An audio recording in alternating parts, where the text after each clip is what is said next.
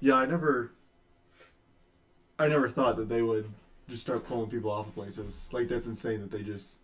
No, not allowed to do it anymore because of the weather. Although I guess in Ohio it's so hard to work every time because the weather's nonstop. It never stops changing. If you're an iron worker, you ain't walking beams. Oh, yeah, when it's... 30 stories up, out. When it's 10 degrees outside and the beams are covered in ice, you gotta be out of your damn mind. That's a hard one to do. Yeah, I don't know how they do it. I watched a video of one of those guys the other day. He was upside down under a beam welding. I was like, never in a million years could I ever... I can weld with the best of them. Hanging upside down off of a... What's Sherwin? Sherwin's 38. Yeah, I was 38 watching them stories. They're hanging steel at 36 stories in the winter. Jeez. They had to get all the steel up before the end of the year. That was like their deadline. So they're swinging, six beams a pick on these hooks up to the top of the building. It's gotta be crazy. And you're just watching them just kind of scoot across these beams up there, and I'm like, yeah, thank God I chose sheet metal, and I'm inside the building in a nice scissor lift, warmer than I need to be. You know the scissor lift isn't going through the ground. Yeah, I know that if I fall out of this scissor lift, the 6 feet to the tile floor isn't 30 stories. It's a to the top broken of the arm or a building. broken leg. Yeah, exactly. Body. Yeah. Yeah, I watched a video the other day of a crane collapsing in a shipyard. They must have extended the boom out too far, and the whole crane went down with it. Well, that's like the one. Was it the one in New York that caught on fire? Yeah. Did you see that one? All the way up there, yeah. Yeah, that was. That was some kind of electrical issue. Yeah, something. They said that they tripped the wires or something. That's why I'm surprised that because even at the trailer company, they don't cover those crane wires in the building. Really? Yeah, you can, if you're up in that scissor lift and you touch the wrong two things at the same time, I think they're. God. I want to say those are 820 volt. They take two 480 lines and connect them to make those crane runs. You're dead. It's they say that it's instant, you don't even feel it. You touch it, you're dead. Yeah, I mean, I don't know who would be dumb enough to touch one of them, but come on again, now. Look at some people, This is construction at the end of the day. Yeah, it's an interesting world for sure. So, you're Jeff. Yeah. So you're a carpenter? Oh yeah. Do you do it full time? I used to do by myself, but I just joined full time the past 2 years. Okay, are you union or non-union? Non-union. Okay. Yeah. So where did the carpentry background come from? Do you have people in the family that do it? Do you have friends that got into it? I work for my uncle, so okay. He started his business from since he was 18, so he's just started from there on. So he just found out that I wanted to get into construction. Okay. And he reached out to me. He's like, you want to join our construction crew? And I was like, well, let's try it and see where it goes. Yeah, that's a hard thing to get into because even we don't do a lot of work with wood, but yeah, we have caps that go on roofs that sit on top of the roofs and stuff. I cut wood for them all the time. I hate working with wood. You pull it off the rack and it's all warped because they left it outside for too long. Or I had a piece that was frozen the other day. I went to go drill through it. It was frozen on the top, and I got I was pushing real hard to get through it, and then I just sunk it. I was like, well, now I got to get a new piece again. I could never. I don't know how people work with wood with the way it moves. I mean, obviously, metal can warp too, but you got to put quite a bit of heat to. Yeah. That's interesting to be. I have a lot of family. My grandparents. I don't know where it originated from. Their last name is actually Carpenter. We have not one carpenter in the whole entire family. You think that somebody would be like, oh yeah, my last name. Yeah. You'd be like, my last name's Carpenter. I'll give it a shot. They didn't want to start Carpenter's Carpentry. Yeah, that's an interesting trade to be. So do you guys do any commercial? Are you all residential? We do a mix of residential and commercial. Okay. Yeah, that's a fun world to be in. I've never had any. Not knocking it. I've just never had any interest in. No, yeah. I'm not a finishing guy. I like to be a starting guy. So You better learn to be a finishing guy real quick. Yeah. So that because places that I've worked, I've never had to do any finishing work. I was always at the beginning of the line, or even at the the shop now. I'm the start to kind of we don't grind our welds flat. We don't do anything like that. So people who can finish. And obviously you got the whole different painters and tapers unions and mutters and all those guys. But it's a different world. When you start working with wood and metal, they're two totally different things all the time. So what's a daily look for you? What time do you wake up? What time do you get to the job sites? Yeah. So it depends. So we have multiple houses we work on. So it depends if you wake up at 6 a.m. or 8 o'clock. So it's just whatever the customers want them to be there. Because some customers have kids. Yeah. So like they have to get to school, or they don't want any noises during 7 a.m. in the morning. So yeah, it just depends. From now, like I'm waking up like 6 a.m. just to like wake up and get ready and get myself situated and like ready. Like we're gonna have a hard day, or I'm a big early riser guy. Yeah. I'd rather be up early than later. I like to be like, I'm one of those people that pulls into the, parking lot 45 minutes early and is just sitting there just so I can, if somebody needs let in the building or something like that, I can make sure that it gets, done and finished. Yeah, that's commercial would be hard. There's a lot of rules with commercial with noise and stuff that I'd be like, no. I mean, obviously at night you don't have to worry about it too much, but early in the mornings like that, like I was always that kid that we had a lot of people that did work on my parents' street, and every morning there was construction going on at some house, whether it was a driveway being done or the roofers are up on top of the roof at 6 a.m. slinging shingles across it, pounding the nailers in. This guy's another different breed. It's cool to hear the difference because, like, with you're dealing with actual people's homes. Yeah. Like, the actual homeowner's your customer, where for us in the big commercial industrial world, there's no, the only customers we deal with is the general contractor, and what they have to say. Like, their only focus is the money that they make on building this building. Whereas for you, that final product is so important. Yeah. Because that person's going to sleep and live in this house every single day. Yeah. You know what I mean? We have to have a certain professionalism of like how our company looks towards them, and we gotta make sure their house is protected and everything else. It's like we tend to them, and then we just come in, do the work, and make sure nothing is destroyed, nothing is dirty. We clean up in the beginning and we clean up at the end. That's probably, I was going to say, that's probably a huge part of it. Because I know, like, that stuff it's not clean sawdust, drywall done. It's not, and it's not easy to avoid getting on. I mean, we did years of work on my parents' house. We got our whole first floor bars. And we put, plastic up, we'd close doorways off, and it still just ends up everywhere. I mean, I think, like, 2 weeks after we finished, my dad walks down and pulls the filter out of the, the furnace, and it's just cut, and you can't avoid it because, you tape it off, and there's hazards with that. Yeah, it's weird to see other people have to deal with, like, because, like, the chances of us running into somebody that's walking into the Sherwin-Williams building every day is probably slim to none because we don't, again, we're not in that industry. No, we don't deal with, like, I'm never gonna meet anybody that's gonna work in the office that I put the duct above. Yeah. Like I'll be gone when they move in. So to have that like personal client relationship, that is definitely a different world. Yeah, it's a world that I would not want to deal with. Right. No, and again, it's we have it sometimes like when we do hospital work. If it's an active hospital, you have to be. Again, present that professionalism, keep it clean. Like ICRA is who we report to for that infection control risk assessment. So like if we're doing an operating room, there's certain protocols we have to follow to keep equipment clean, make sure the air that's coming through the duct is completely clean. Oh yeah. So you're especially at a hospital, right? Very clean. Even like the language. Yeah, that's like that's I can tell you how many times I dropped the F-bomb in the shop at work. Yes, not being able to like just, I mean, obviously with the kids and stuff around, I don't think anybody wants to like openly just start screaming. You like accidentally hit your hand with a hammer or something. You're like, can't say anything about that. Right. What interested you in construction, in the trades? Like, what was it that drew you to wanting to get into the blue collar world? So I grew up differently. I'm from Philippines. So I was adopted when I was young, but always understood what hard work looked like. Yeah. So I kind of wanted something that I'm used to, like hard work, and like want to put my work into it and like be proud of it.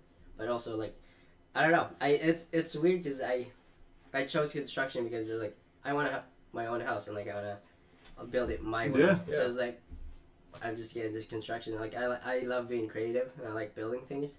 So it's like I just in construction and see where it goes. Yeah, I think that's why a lot of us tend to like gravitate towards the unions and the trades and stuff is because of the creativity that we get behind it. Obviously, we're working off a blueprint, but even at the shop, like this week, we're working on like organization and then, they're doing safety check stuff, and they realized a couple of the racks need to be remade, and they just make the rack for it. Like just being able to do something like that. Yeah, I definitely feel like a lot of the times with being adopted and stuff, like you take one of two paths. Oh, You realize how hard you have to work, or you're a troublemaker. Yeah. Like, I just feel like there's never like an in between. Like those, No. some of them have just different types of motivation, and they, work their butts off 24/7, and it's nonstop for them. And then the other ones are like, yeah, I'm just gonna, go to this and then get in trouble. This is how life is. Yeah, that's So what? I know it's a little off topic. What's that process like? Were you young enough to not remember it? Were you old enough to the point where you kind of remember it? I was old enough to remember. Okay. Oh, really? So, like, my parents gave me up put me in an orphanage with 5 other siblings, because she had 9 kids, and our dad passed away, so he wasn't there, so she was, like, by herself taking care of 9 kids. Yeah. So she had to give us away, because she doesn't have the money to do that, she doesn't have the house for that, so she gave us up, and then I was, like, 4 years old. Okay. Memory kind of like blacked out. Yeah. I think because of all the like trauma and it's probably not an easy thing to go through. Like, why am I somewhere else different, away from my parents? Yeah, that's a hard thing to go through. Oh yeah. I couldn't imagine. Yeah, that's crazy. So was the language barrier extremely difficult growing up?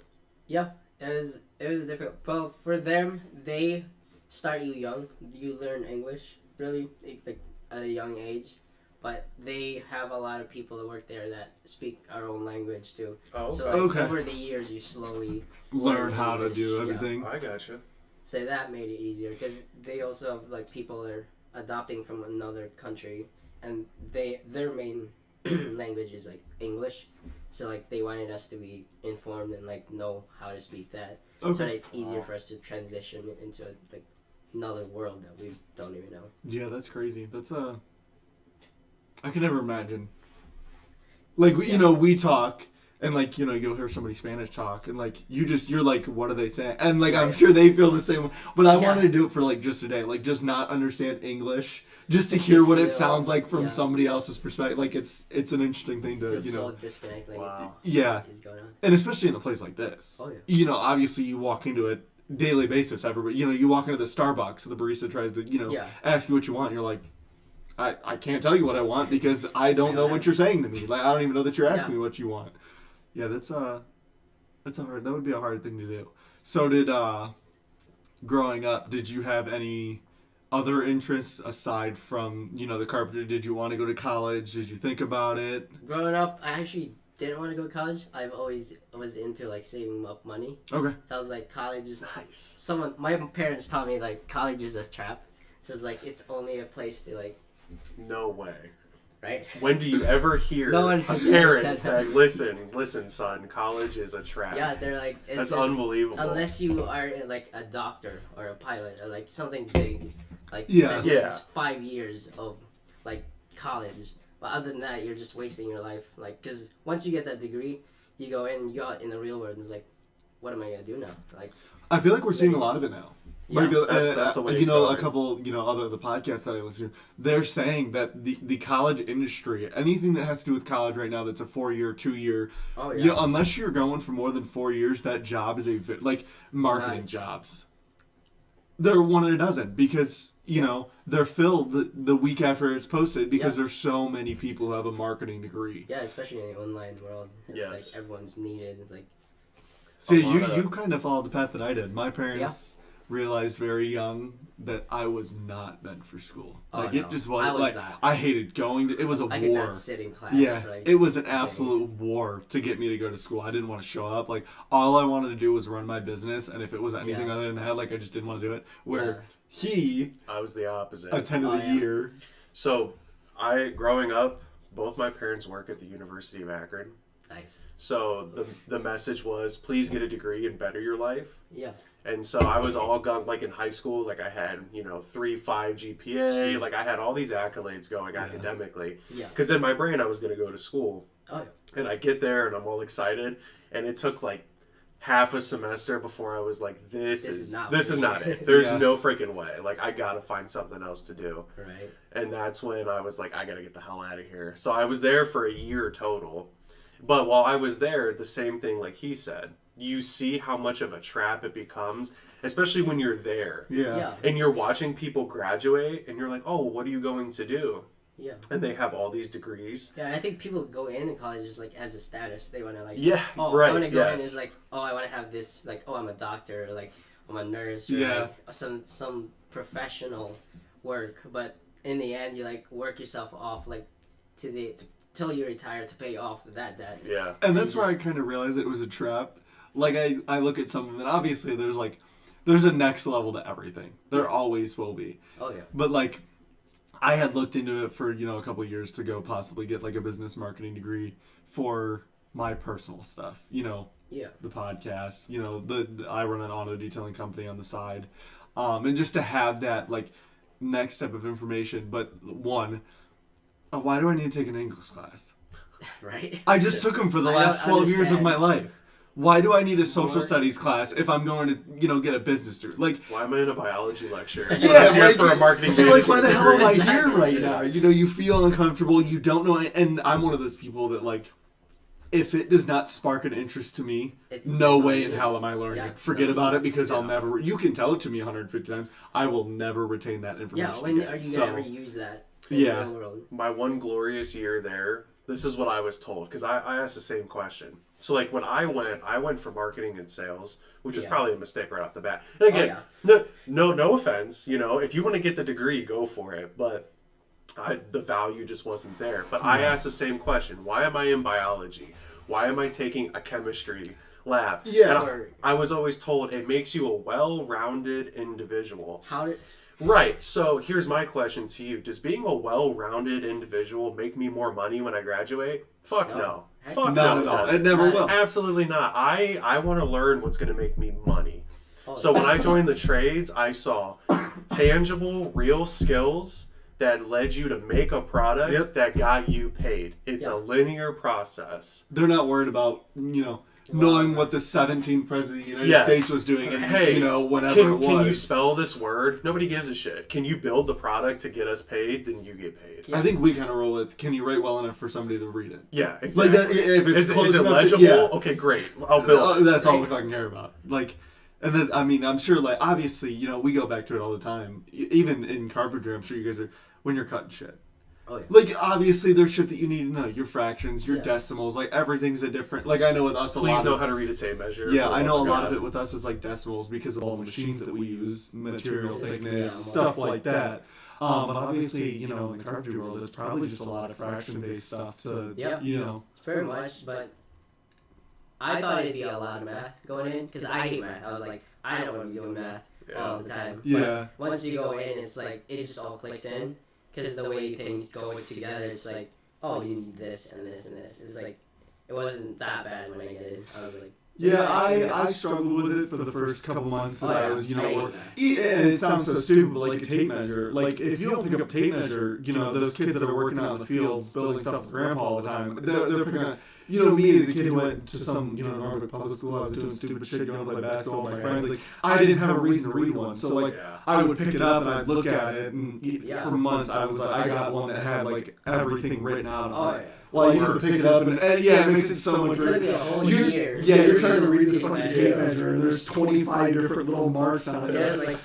It's 3 lines from... You're starting to count. Yeah, you're like 1, 2, 7, 16. It's the first thing. They're like, what's the measurement? Yeah. 16 lines. Your dad is like, what the fuck are you doing? Yeah, my first year was rough. Because it was always embarrassing. They're like, what's the measurement? I was like, I have no idea how to read this. That's the best way to learn, though. And I'm sure that's what made you pick it up quicker. Yeah, it was that actual experience. Well, that's where I started, like, really, being conscious about it as I was going in for my interview with the union.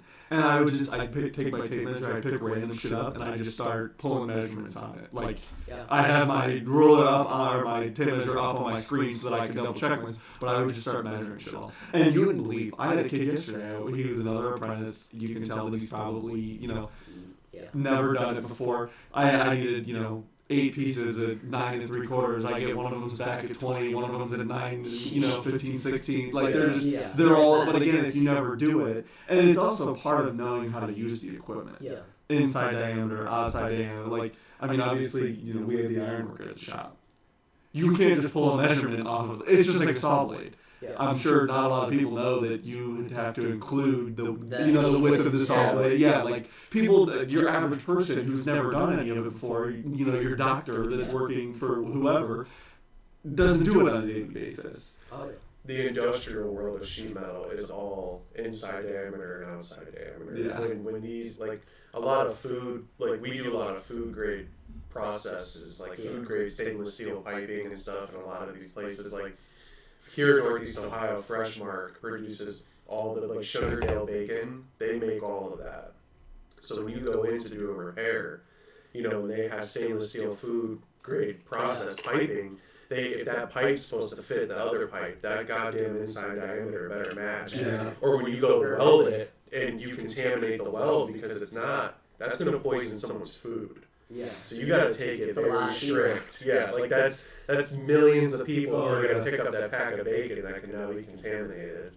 Yeah, it's a big deal. I tell people all the time. Like, obviously, it's one of those things that, we're never really taught or looked at how to do, but it's a big deal knowing how to do little stuff like that, and it makes it that much easier on you. Because while that kid has to spend, a couple weeks trying to get familiar with the tape measure, I'm now out in the shop already working, getting hands-on experience with everything that I need to do. Right. So did you, when you were, first getting in, did you have, like, one guy that you kind of, like, looked up to or stuck with to try to kind of Yeah, learn? my uncle kind of like, my nephew's, like, when I started joining in, he told the company, is like, well, he owns the company, he told his workers, like, my nephews and me started working into this company, and I want someone to, like, stand next to him to, like, apprenticeship, like, do an apprenticeship. So, yeah, I had one guy just that knew everything, and he just taught me everything, like, from day one. Okay. Yeah, so it was a lot helpful to have someone, like, your own person to teach you everything, and not, like, listen to, like, 12 voices at once. Yeah. Like, I don't know what I'm doing. Yeah, I learned that at a trailer company when I was there, and I kind of carried it over to, the union. Yeah. There's two guys that I listen to. When it comes to actually doing what we do on a daily basis, with the welding, I only work with two other guys on a daily basis, so it's, it's easy to just listen to those two.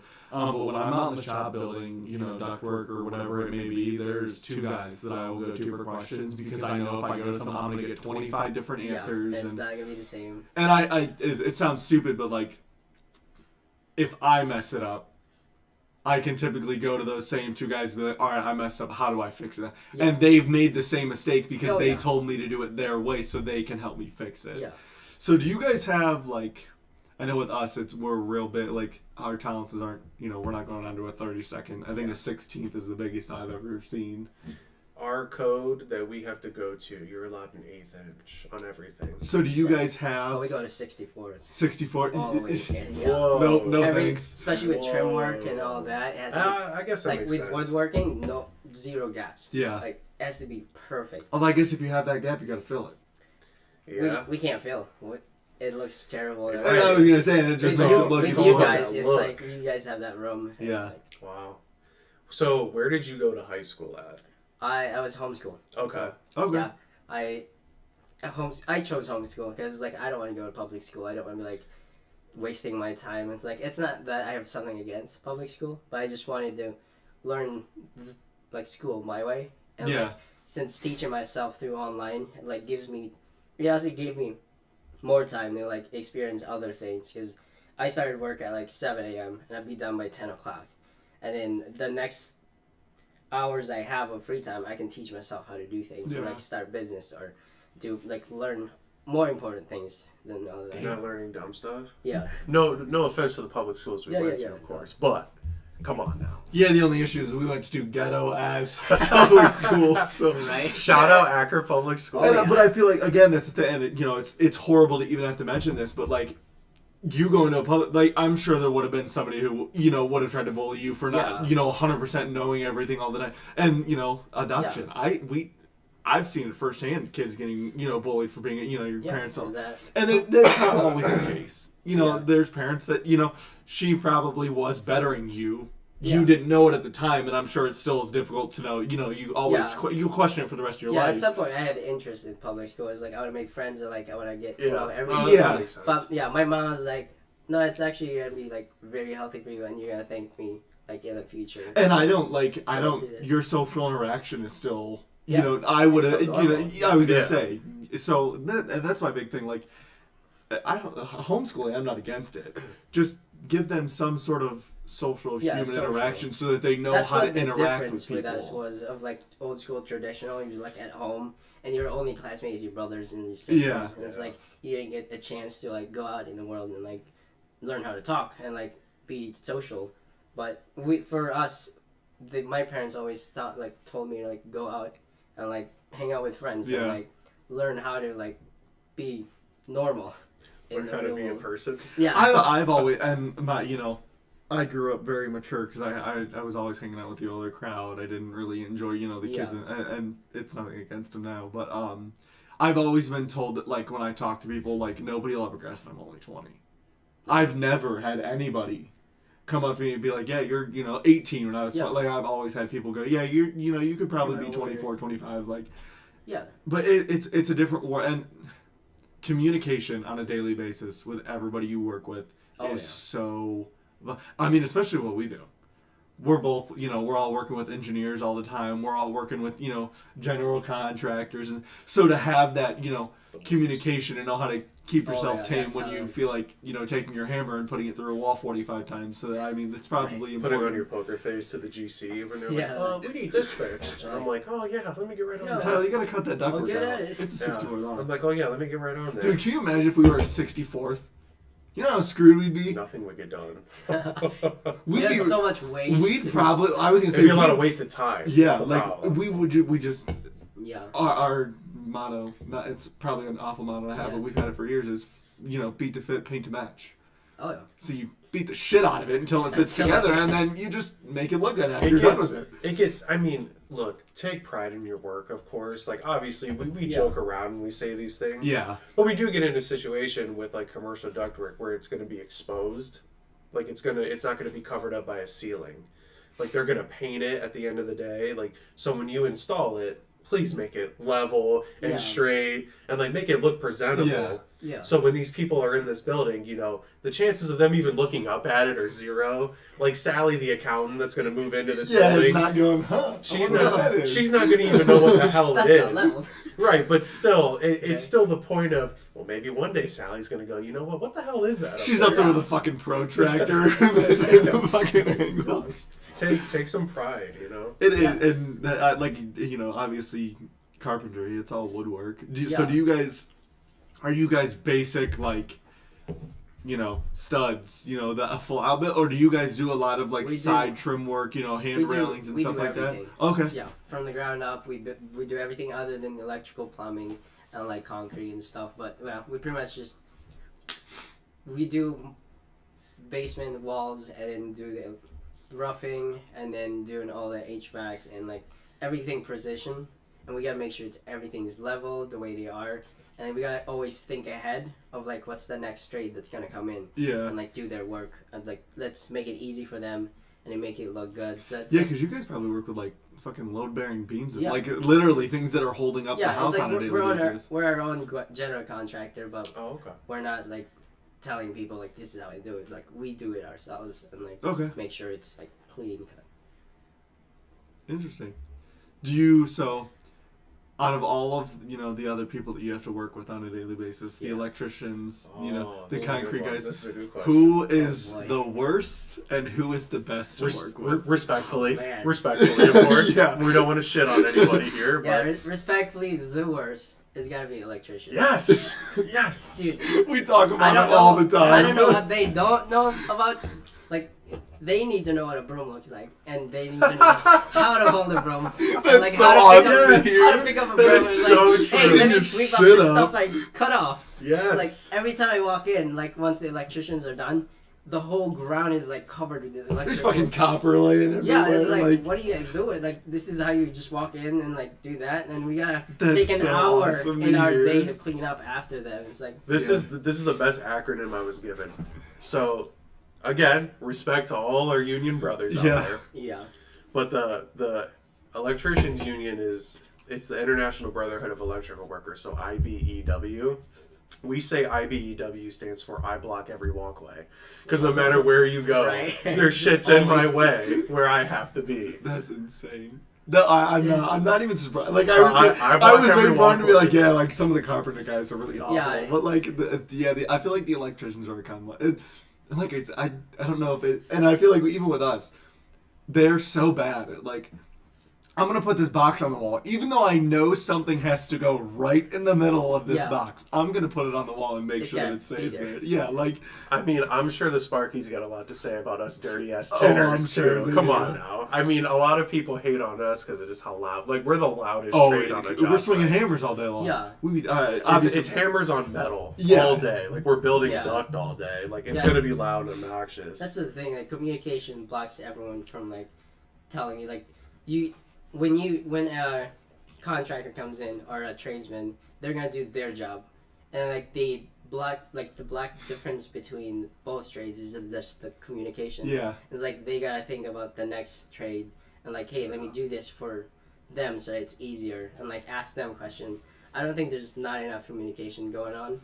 Yeah, and I think a lot of it comes down to like there's not a lot of like cross trades that go on. Yeah. Like you don't see too many guys that are carpenters that know a little bit about electrician work, that know a little bit about sheet metal. So like, I mean, you put stuff up in the walls and you probably don't know what's going to be connected to it 95% of the time because you're not an electrician. You don't know the trade to know, okay, and even if you did, like, okay, this is the easier way for me to put it up so that it makes it easier for the next guy to work on it. Oh yeah. I've been at a point where like I go into a job and it's like, you're just gonna go in, get paid, and leave. Yeah. Like I don't have time to think about like, is this gonna cost someone else that much time and trouble? But like, just walk in like, put in. Everybody's working for a bonus. Everybody's working for extra money. So like, they want the job, and especially in residential work. Oh yeah. The commercial work, there's probably a lot more times where they can be like, yeah, your building's not going to be ready for a couple more months. Like with the residential side, like that's somebody's house. They live there.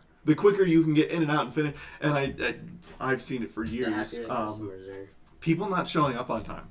What's that like in the residential world? A lot. It varies differently with what quality workers you have. Okay.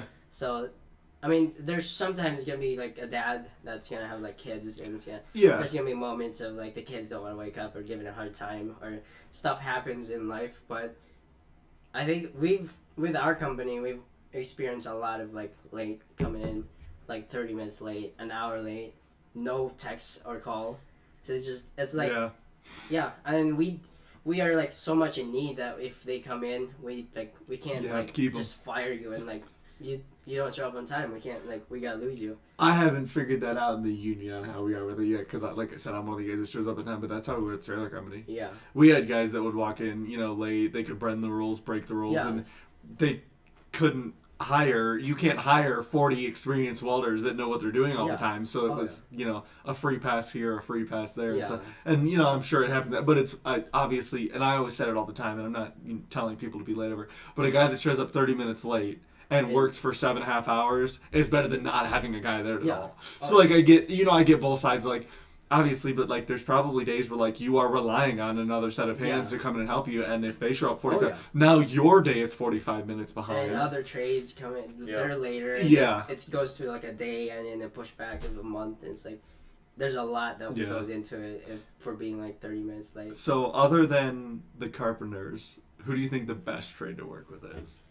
Best trade? Sheesh. I don't know. I've worked with painters. They're pretty clean. Certain finish guys take pride in their work. I'm gonna say that it's a very clean obviously it takes time to do. It just depends on how that worked, how that person learned their trade and where they learned it, how adequate and professional they've done it. But I think the best one so far for me is woodworkers. They have the precision.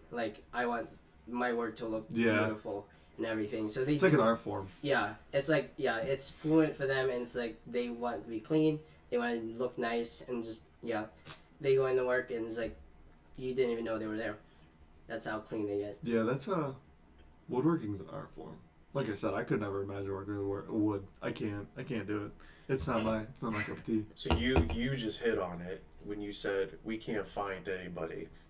So in our world, we are always struggling to find new guys, the new generation to come in sheet metal. And a lot of the traditional building trade unions, for like your uncle's company and for you guys as a contractor, how difficult is it to find like our age group of guys that want to come in, be on time, learn a trade, and be a hard worker? Very difficult. There's not a lot of young guys that want to show up and like put in the work, like physical work. It's just right now we're looking for like 5 more people because we just expanded on work, and it's like we've been looking everywhere, and there's not like some young guys. We want to start with younger people so that they can learn, and then like hopefully be in the company and like bad habits create bad work. Yeah, so it's a lot hard to find younger guys, young men and women to like work for us. Yeah, because it's like the world we live in now, it's all technology and all this stuff. So it's like the kids are gonna be more comfortable. Like I'm gonna work from home. Like I can make money from my house. It's like everybody wants to be a drop shipper. Yeah. Again, and that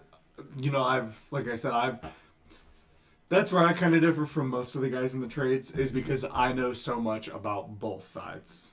For a long time, I looked into the drop shipping, the e-commerce stores. You know, I've done some stock trading here and there. You were trying to be an entrepreneur, bro. But I also know how to work with my hand. Like I don't. Yeah, I'm not afraid. I'd rather go out and work with my hands rather than sit at home all day in front. And I think that's where I think that's where we made it our mission to kind of come in and help people, is because we do so much on both sides of things. So the amount of, guys that are on TikTok, and they're 35 years and older in the, the trade is probably non-existent. Like, it just doesn't happen. It's not there. But the younger guys who think it's cool, okay, now we can take this and broadcast it to the next level so that they can figure out how to get into it, where to look for it. And that kind of brings me, to the next thing. If you had to suggest one of the best paths to get into the carpentry world, would it be trying to find, somebody to, get an apprenticeship to start? Would it be, okay, just, because I know with me, like, I went to trade school, and there's sides to both of it. Like, sometimes I wish I just would have thrown myself into the industry so that I didn't learn the bad habits early on, and then there's also parts of me that were like, all right, like, I know how to do this because I did go to trade school, and I did, I did all the welding. So what's your opinion on that? For me, I just threw myself in a trade school. I did it for 2 years, and I just because they were offering, and it only cost like $800 for the 2 sessions, like 2 years of construction, and it was easier for me because it's like I don't need to go to college. Like 2 years, if I'm not gonna, like if I end up not doing it, it's like it's $800. Yeah. But once I got it, it's like there's actually like a wide range of like there's always companies coming in to the school and like giving applications like we need you on here and so that made it easier for us to like there's actually a big need in this industry. You had like a direct path. You saw it was direct. Other than the other places, like you go in and it's like no one tells you like you have to go here to like finish up with school and stuff. But it's getting in a trade school is the best one for me. Because they just give you like jobs like here. Once you're done with this, we're gonna send you out in the real world. That's pretty cool. Yeah, I mean that's different than like where we went to school. We both went to a trade school before we joined the union. Yeah, it's important, and I always said it. Even like with running the business, I'm sure you've realized this. With your side of things, people want it to be the easiest way possible. Yeah. So like I always looked at it with like my detailing company. If all they have to do is hand me a card to pay for it, great. They're more likely to spend money with you if they're. So if you give a kid, okay, you need to do this, this, and this, and then you're good. 9 times out of 10, they're just going to take it because it's the easiest path to do it. So if we, already in the trades, and that's where I kind of wanted to like, I know us both wanted to leave. That's where we want to leave our footprint. Obviously we want to do a great job on a daily basis of, whether it be sheet metal, ductwork, piping, anything like that. We wanted to make sure that the guys that are paying into our pension are coming in. Yeah. Because I think that's why a lot of these unions are losing what they have and having to resort to going non-union, is because there's nobody wants to do it anymore. There's nobody to be able to afford those pensions, so they end up having to cut them out because they can't afford to do them anymore. Yeah. I mean, there's very few, even like the unions themselves are starting to cut out with pensions. They're all flipping to 401ks because you pay into it yourself and then you live off it. So you don't work, you don't get a 401k, or you don't work, you don't get Social Security. So, I mean, and I think that, again, that's why I think we kind of, wanted to put our focus is not only helping the generation that's in now and becoming better ourselves and making sure that we do things right on a daily basis, but making sure that the next generation that comes in knows that, all right, your job as a journeyman is not just to tell them to go cut strut. Go cut this 2x4 all day long. Go fetch the nails out of the van. Go, that's, and I get it. There's always going to be some sort of things that, the journeyman doesn't want to do. It feels stupid to have them, but personally, I would rather myself go cut that strut and have him learn how to do something else than him go cut that strut and never learn how to do anything, because me as a journeyman was, throwing him into what we call at the shop, the bitch work. Yeah. It sucks. Nobody likes to do the bitch work, but everybody has to do it because that's the only way. And the next time, that's where they get bored. I tell people all the time, they don't, and obviously, again, like I said, there's a place where I say it a lot in the pipelines. Your helpers, your grinding assistant, obviously, they're there to help you. Yeah. Every once in a while, let him run a bead. Obviously, it sucks if you have to cut it out, but he might, that might get his motivation back to where it needs to be to push himself forward for another month. Okay, go back to grinding for a couple weeks and I'll teach you how to do this, or I'll teach you.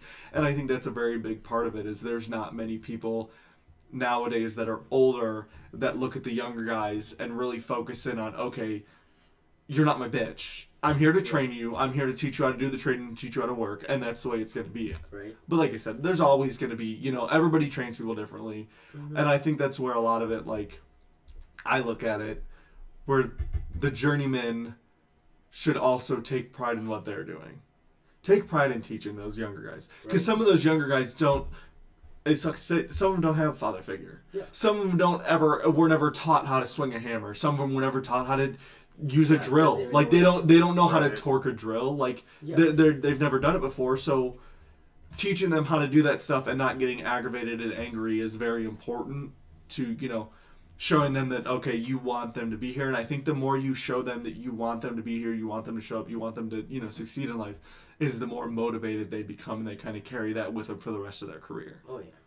A big lesson with that, too, is, especially for all apprentices, no matter what journeyman you're with, you can learn how to do something great, but also pay attention when they do it wrong. You'll learn more watching them do it wrong. Because I was always told a journeyman can teach you the best way to do something and the worst way to do it. Learn both. Because then when you do it on your own, you go, oh, I wish that dude fucked that up 4 times. Yeah. Now I know how to do it the right way. Oh, yeah. You'll learn great from both sides of that coin. Yeah, it's a different world now.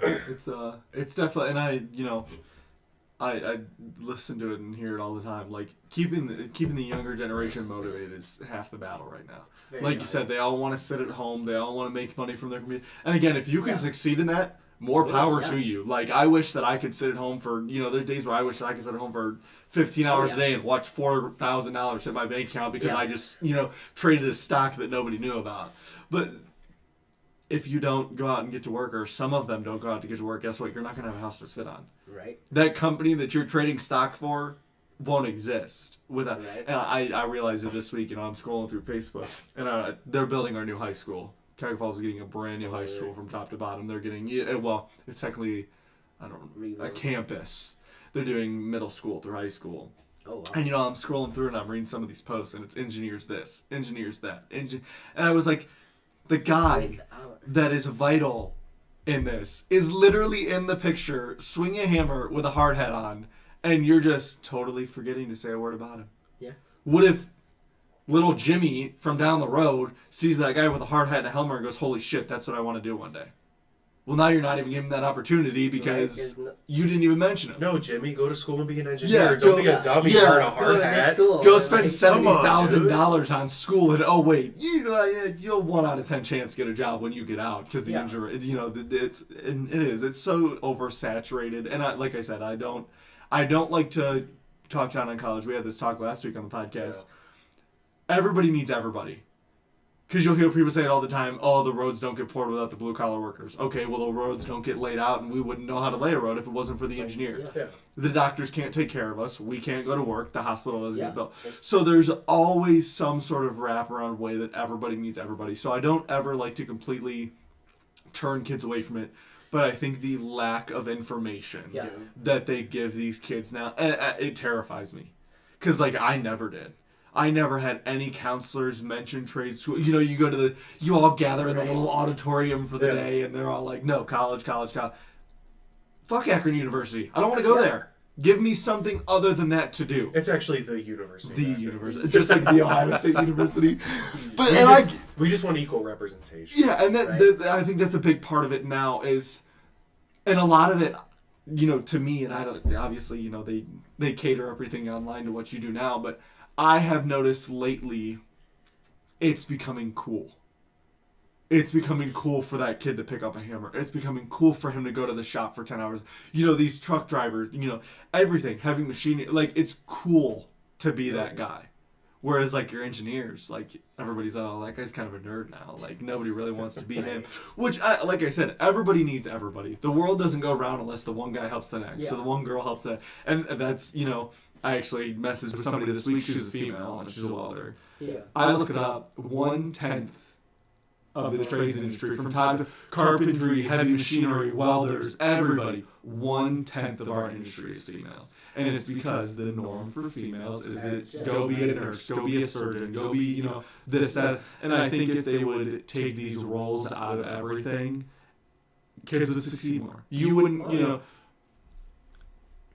giving, and I say it all the time, like, I would love to go out and work with troubled kids. You know, the kids that don't, you know, have somebody stable to go home to every night, and teach them this is a way to take your anger out. This is a way to realize that, okay, I can be something, and I don't have, you know, I don't need my parents' money to go to school. Or it's a big issue now is where we're looking at it, you know, and it's starting to become cool to start blue-collar businesses. I always forget his name, but there's a guy that, you know, he owns a steelworking company. Multi-millionaire. Like, this guy makes, you know, 95%. He's real good friends with Mark Cuban. Mark Cuban loves working with him. And it's starting to become cool to start these blue-collar businesses where, you know, you see guys starting the marketing companies and this, that, and that. Okay, well, how are you building your marketing building without me? Right. That's cool. You can do it from your house. What happens when, you know, your toilet gets clogged? Now you need a plumber. You gonna shit on them when they're walking in your house, too? Like... Plumber.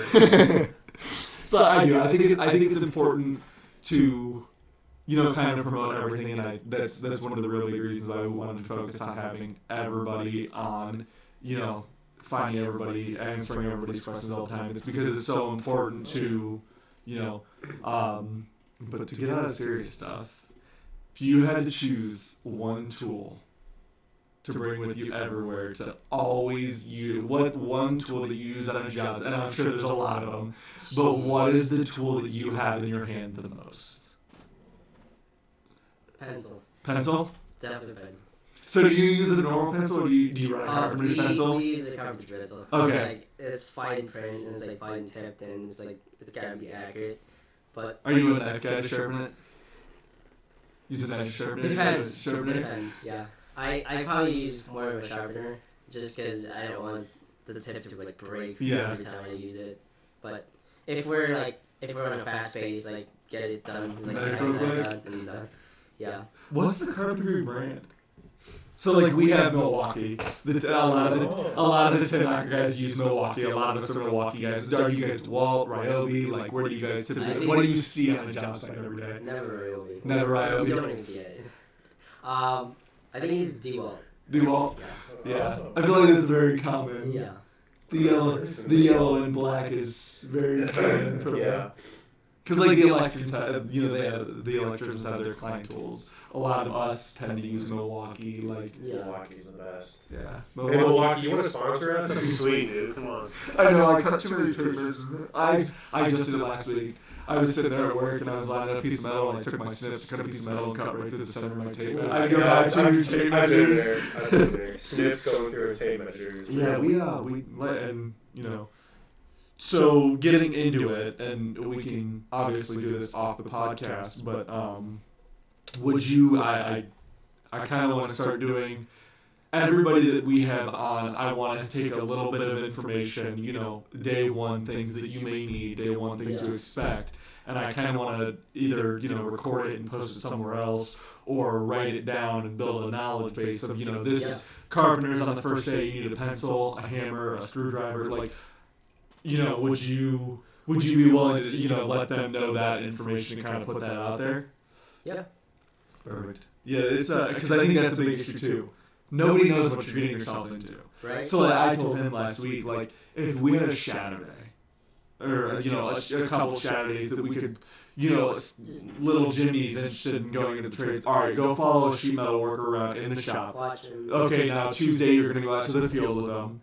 And then, have them look at all aspects, because I think that's a lot of, they bring you in for orientation and they tell you this and they tell you that. I think truly being able to go out and watch somebody do it and experience it is another level of, okay, this really sparks my interest, let's get into it. Yeah, I think that's the thing is earlier in the podcast, we talked about, like, how you get into the trades. But someone had me shadow someone. Okay. To, like, see how they did their work. Yeah. And that kind of just sparked the interest more when that happens. So it's like definitely the in-person hands-on and like watching someone work how they work is like that piqued my interest. I was like, I actually want to do that. Yeah, and I mean you can watch it on video all day long. Oh yeah. But nobody's strapping a GoPro to their chest from the time they wake up till the time they go to sleep to show you what a day in the life of a carpenter or an electrician or and that's where, like, I kind of wanted to get into more content. It's a little harder because obviously, you work and you don't want people seeing certain things of, certain job numbers, and not all bosses are okay with it. But being able to record everything from the time you wake up till the time you go to bed and kind of cut it down, Right. So, getting into that next step of, the content creation that we're starting to see on a daily basis. And that's the easiest way to get it to kids now. Like I said, I don't want to go sit in a classroom for a couple hours and listen to somebody talk. I want to watch somebody do it. Videos are always going to be bigger than words and pictures because they're so easy. You can always tell. Yeah, you can always watch a video. You can always, so to read something or to look at a picture, it's like, yeah, what are they doing? And that's what really sparked my interest. Is I was a welder through and through. There was no chance ever that I was not going to be doing some sort of welding on a daily basis. So for me, it was, I watched somebody weld in 8th grade. I don't remember where I was. I think I walked past the metals class on our high school orientation day, and I watched somebody, and I was like, that's what I want to do. Like, it sounds stupid, seeing the sparks fly everywhere. Like, to me, it's a cool thing to do. And, knowing that a lot like carpenters, we can build whatever we want. Oh, yeah. We have the skills, whether it be, obviously most of our stuff's metal. You could probably give us anything, and we would be able to build it. Doors, shelves, racks. A lot of our stuff, the sheet metal, it's used on cars. Now, obviously, it's not as, heavy because a lot of it's body work now. Or fucking plastic because the whole world's going to shit cheap stuff. But, like, knowing that we can handle and build whatever we want every day with all of these tools is something that I think that these kids need to realize, like, you can do it. It's not as hard as people think. You were just never shown it. And it's not their fault that they were never shown it. I don't think it's a parent's job to teach that. Nobody in my family does blue-collar work. My dad did photography for years, like I said, and now he runs a restaurant. And my mom's a nurse. Right. My uncle works at Lincoln Electric, but he's not a welder for him. He's an engineer for him. So I don't think it's the parents. Obviously, you want to give them some sort of sense of career path. But it's not their job to show you what you want to do. The schools need to be taking a higher focus on, okay, this is what's available to everybody. You don't want to go to college? This is typically the route you take. You do want to go to college? All right, take that route. So, I like I said, I don't think it's ever going to get to the point where we're 50-50 on promoting trades and I don't think it'll ever get there. I think it's on an upward swing. It definitely, we're getting there. I think it's starting to become, like I said, it's starting to become cool. To become blue, and I think that's it's a big deal, is because people are trend followers. You got your trendsetters that do it every day, but then people are gonna follow your trend to be able to you post a video on carpentry on your TikTok or your YouTube channel. Okay, you just got some kid to watch it because now he's bored and he's sitting at home and he wants to know what he wants to do for the rest of his life. Well, and you just said it too with social media. People see the world now. They see what we do more because through social media, because we post about it. And I think that's why we're kind of going toward that upward swing of, hey, the trades are a real career where you can make real money and provide for a family and live the same life as an engineer or this person or that person with a degree. Or a lot of times better than them.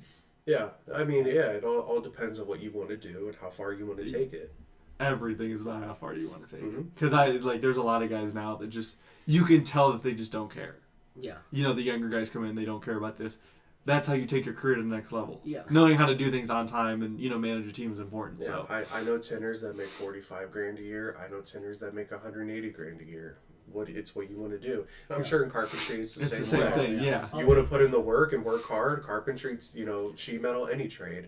The more you put in, the more you're going to get out. Yeah, it's a big deal. It's important to realize that, obviously for us it's a little more, relevant because we have our pensions and stuff. But it is vital that the next generation comes through, because if the next generation doesn't come through, we now don't have a retirement. And our infrastructure is screwed. Yeah, and we're not for or against the union. I think we promote it because it's what we are in. That's our world. So yeah, of course we're going to be know. union biased. But I like having Jeff on because you're the opposite side of the world. We're union commercial and you're non-union more residential. Yeah. So it's good to see both sides. It is. It's important. And how both of them are just as important and how you can be just as successful in both. Oh yeah. Yeah, it's a big deal. So last step. What if you could go back in time to the day you walked into the job site? Yep. Would you tell yourself anything or give yourself a heads up or tell yourself not to do something on your first couple days? That's a good question. Oh. Yeah, this is definitely days that I'm like, I wish I knew this when I started. For me, I think I should have told myself you should have be more open to learning things, and don't be afraid to fail is the biggest thing, because I'm a perfectionist and I don't want to fail in front of everyone. Yep. So I was telling myself, my young self, hey, do what you can and do your best, but sometimes you're gonna fail. Everyone fails at times, but don't be afraid to fail. That's how you become successful. You learn from your mistakes and all that, build on from there. So yeah, it's just telling myself it's okay to fail, because sometimes without failure, industries wouldn't be. Yep. And it's a big deal, because I know even the other day we were welding pipe that I was sending up to his the job site that he's working at, and I told myself on the first pipe I was all right, I was stressing out, I want to be a perfectionist, I'm not having any leaks, this is how it's gonna be welded, I'm gonna do it this way. I popped 6 pinholes. On my next one, where I was joking around and having a good time, and I was confident in myself, I had 1 leak. Oh, so to have the confidence, there's a difference between being confident and nervous. Everybody is going to mess up. Everybody's going to put that stud at 12.5 inches instead of 12 inches. It's going to happen. It's you're going to have to rip it apart, grind it out, cut it out, whatever you have to do. So I think that's a big part of it. Accepting the and we hear it all the time. Accept your failure. Yeah. But at the same time, when you fail, learn why you failed. What happened to cause it? So with me, I pulled my journeyman aside and I was why do you think that this is? He was well, you didn't overlap far enough. So I didn't pull back into my last weld far enough before I started. So for you, it might be I read my tape measure wrong, or I didn't account for the thickness of the saw blade cutting that piece of wood. Now I'm an 1/8 inch short. I think it's very important for people to learn how to, and I think for so long we're taught, again, it comes back to the school district. 100% is all you ever want when you're in school. Yeah. Okay, well, you got a 60%. Why did you get a 60%? Because we're all, everything's pass fail. Yeah. So I think it is very important. I think we go back to our school systems now with the way they grade, with the way they present things, is very, very outdated. We have all this information, this technology, and the schools are so far behind. And okay, little Jimmy failed out of his class. What can we do? But I think, and obviously, looking back on it now, it was my fault. I didn't go to class. I didn't turn in my work. I didn't show up to, I didn't pay attention when I was in class. So for me, it was my fault. But if there's somebody that just truly doesn't understand something, everybody's so point to go, you're just not smart. You're just not intelligent enough to do it. Okay, well, what can the schools do better with your multi-million-dollar budget every year and your professionally trained teachers to help him understand it? Do we need to be pulling quarters out of bags so that he can learn how to count quarters? Do we need to be pulling this out so that he can learn how to do this? And we have all this technology and we never use it. Like our school, I don't know about you guys, but our school has the 6 district compact program. So they have 6 schools that participate in it. They have outside sources. So like I did one and mine was all machining. It was called Cadet, but it's computer aided design and engineering technicians. So we did a lot of AutoCAD drawings, a lot of hand drawings, a lot of machine work, CNC lathes, CNC mills, hand lathes, water jets, welding. So for me, and I look back on it now, I started it my junior year. My sophomore year was the last year I ever failed a class. Because junior year, when I was in my program and I was learning something on a daily basis that I enjoyed, I was having fun with it. I was enjoying myself going to school every day. So junior year and you could see it. My attendance at my program, I missed 2 days in 2 years. My attendance we would do half days. We'd go to school for your home school for half a day so that you could go to your... I 95 days missed my junior year. I was at my career program, but I knew that I wasn't going to have fun at school, so I just didn't go to school. I didn't care. So for me, we're so quick now to point the finger at little Jimmy for failing a class. Well, what did the school do wrong? Why is the school not looking at okay, maybe we should take a step back. Yeah. Maybe we're not doing something the right way to teach him or prepare him for the real world. And again, shit drives me insane. We had one financial class the whole time I was in high school. You know how many kids don't know how to balance a check? And I get it. We don't write your taxes. Yeah, we don't write them anymore. I didn't know how to do it. My first year doing my taxes was a shit show. And now every year I do them, I look back and go, well, fuck, am I going to owe them money? Because I'm filling out an application. They teach you how to write your name on an application. Put it on nobody teaches you how to fill out the W-2 part. Like, you need to withhold this much money every year so that you don't have to pay taxes at the end of the year. Nobody teaches you that shit. And this is why, and once it happens, it happens. Once you owe the government $10,000 because you wrote one wrong number on your tax form, you're fucked. Obviously, you can pay it back, but now you're in debt until you pay that $10,000. They don't teach kids about credit cards now. They don't teach them nothing. My father works at the University of Akron. He has 22-year-old graduating seniors who don't even know how to address an envelope. Like grown adults who can't address an envelope to mail it out. And it is nobody's fault. Right? But the fucking... It is not my parents' job to teach me how to do that shit. You put me in a school for 12 years, you best bet. Right. Yeah, like you best colleges. Bet. Oh yeah, You're colleges. Thousands, even public schools now. Like, did you have to pay to go to school? No. So we didn't have to pay to go to school, but sports. We had to pay for all of our sports. So like, I look back at, we had to pay. It was... I want to say when I was, and obviously, we had to pay for youth. We paid all the way up. It was $110 for me to play football my freshman and sophomore year when I played. $110 a sport. We didn't have to pay. And it was a shit show. Our fields sucked. Like, our fields were horrible. Like, and obviously it comes with the district and the taxation. Yeah. So again, but if you got people fucking up on their taxes all year long, you're not getting their tax money. So I feel like if, and I don't, like I said, I don't ever like to point the fingers at individual people. But the people who are creating our curriculums on a daily basis, sometimes I look at myself in the mirror and I go, what the fuck were you thinking? Everybody needs to have some sort of intelligence to do everything. Right. But we have enough resources and enough people now where I believe we can start catering to people's professions in middle school. People would know what they wanted to do earlier.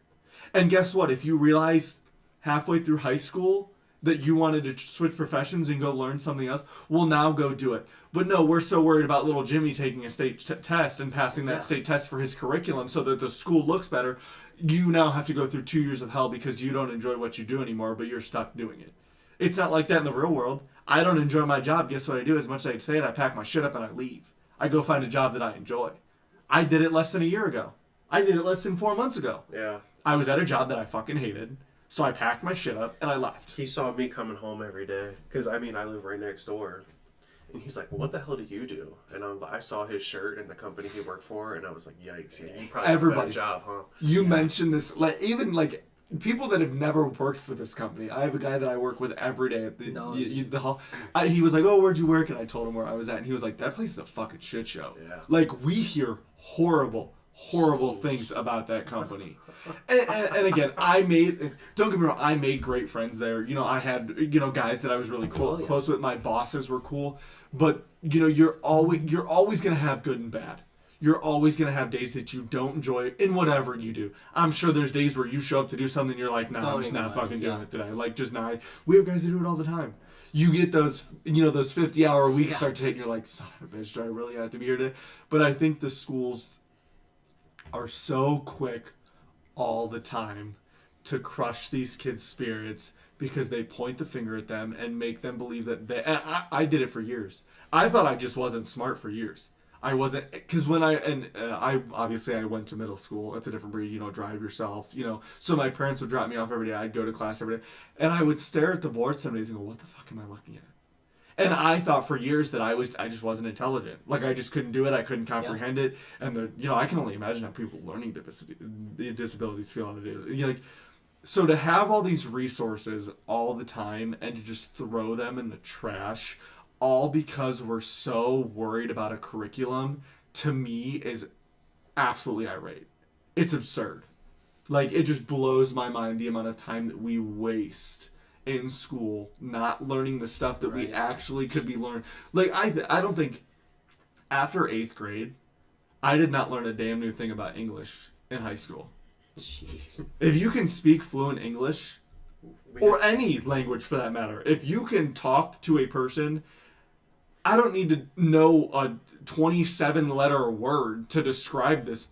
No, it was cool. You just don't want to read random Shakespeare books? And yeah, stuff? like... Yeah. You don't want to just learn this? I had one English teacher all 12 years who let us pick our own book. And I read The Outsiders. Stupid old book. My mom knew about it. And I thought it was the coolest shit ever. It had a movie, so, and I aced the project.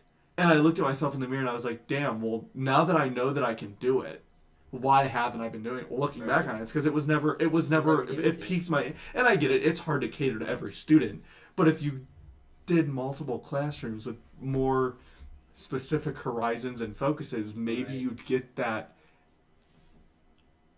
confidence out of those kids, which I think is what a lot of the trades do. They include them. We kind of have our focused area. You don't see, you know, a tin knocker up, you know, putting drywall up, or because he does what he enjoys every day. And then you have the drywallers that do what they. So I think that's very important, and I think that's something that we need to get back to. Is, you know, everywhere as a whole, not even just the U.S. I think a lot of places are lacking in that currently, and that's where a lot of these kids are failing themselves at. I agree. One day we'll get there. I hope so. We're on the rise. Like we're coming back. We're on the trend, and podcasts and media and stuff. Like I said before, I think that's the way it's going to go. Is it's going to get to the point where it's easy. It's just as easy to access information on blue collar education as it is college education. And as we keep going on this trend, we'll have a new generation that knows that it's okay to work with your hands, work hard every day, and have a career you enjoy just as much as everybody else does. Yeah. For sure. Well, thanks for coming on. We appreciate it. We know it's a little bit of drive for you, but again, it's we always remember that it's for a better cause, and it's, you know, promoting the next the next generation to do what they need to do. That's true. So yeah, like I said, we'll go ahead and talk a little bit after this. I definitely want to get more focused. We have some other ideas, but other than that, thanks for coming on. We appreciate it. Sweet. Thanks for having me.